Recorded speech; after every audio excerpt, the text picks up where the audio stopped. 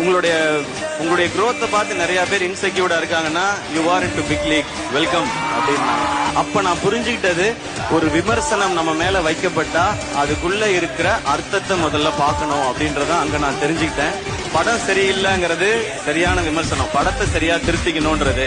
ஆனா நம்மளே காலின்னு ஒரு விமர்சனம் வருதுன்னா அதை நம்பாத, அதை நீ எடுத்துக்காத அப்படின்றத அன்னைக்கு நான் சார்ட்ட இருந்து எடுத்துக்கிட்ட ஒரு மிகப்பெரிய பாடம்.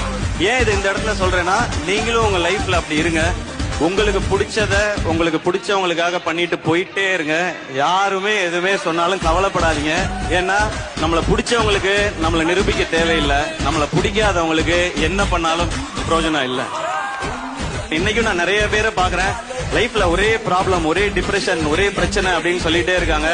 நம்ம லைஃப்ல பிரச்சனைன்றது நம்ம மெட்ராஸ் மழை மாதிரி, நீ ப்ரிப்பேர்டா இருக்கும்போது வராது.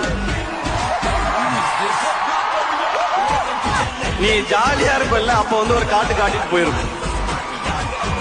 அப்ப எவ்வளவு வெள்ளம் வந்தாலும் நம்ம ஒண்ணும் பண்ண முடியாது, எதிர்நீச்சல் போட்டுதான் ஆகணும், வேற வழியே இல்ல.